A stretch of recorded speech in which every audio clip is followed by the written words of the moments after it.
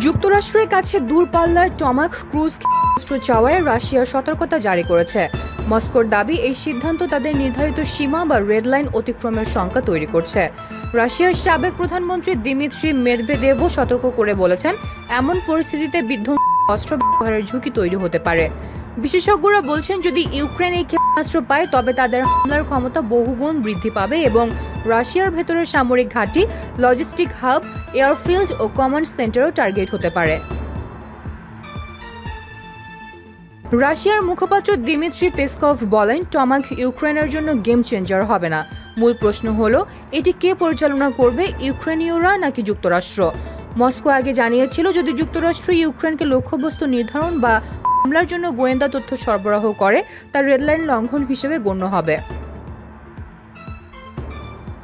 জাতিসংঘ সাধারণ পরিষদের ফাঁকে মার্কিন প্রেসিডেন্ট ডোনাল্ড ট্রাম্পের সঙ্গে বৈঠকে এই সহায়তার অনুরোধ জানান ইউক্রেনের প্রেসিডেন্ট ভলোদিমির জেলেনস্কি। যুক্তরাষ্ট্র বিষয়টি গুরুত্ব সহকারে বিবেচনা করছে। ভাইস প্রেসিডেন্ট জেডি ভ্যান্স বলেছেন, চূড়ান্ত সিদ্ধান্ত নেবেন প্রেসিডেন্ট ট্রাম্প, যা যুক্তরাষ্ট্রের স্বার্থে প্রযোজ্য হবে। দীর্ঘপাল্লার টমাহক ক্ষেপণাস্ত্র জাহাজ, সাবমেরিন বা স্থলভিত্তিক লঞ্চার থেকে ছোড়া যায়। এটি 1200 থেকে 2500 কিলোমিটার দূরের লক্ষ্যবস্তুতে আঘাত করতে সক্ষম। মিলিটারি ট্যাঙ্কার বা শক্তিশালী লক্ষ্যবস্তু ভেদ করার জন্য উচ্চমাত্রার বিস্ফোরক বহন করে এবং কম উচ্চতায় উচ্চ গতি সম্পন্ন হওয়ায় রাডার ফাঁকি দিতে পারে। জেলেনস্কি বলেছেন, হামলার জন্য ব্যবহার না হলেও এসব ক্ষেপণাস্ত্র মস্কোর ওপর রাজনৈতিক ও কূটনৈতিক চাপ সৃষ্টি করবে।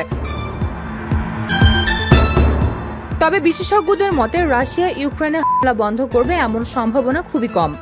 ইউরোপও উদ্বিগ্ন। পোল্যান্ড, এস্তোনিয়া, ডেনমার্ক সহ ন্যাটো সদস্য দেশের আকাশসীমায় রাশিয়ার ড্রোন অনুপ্রবেশের ঘটনা ঘটেছে।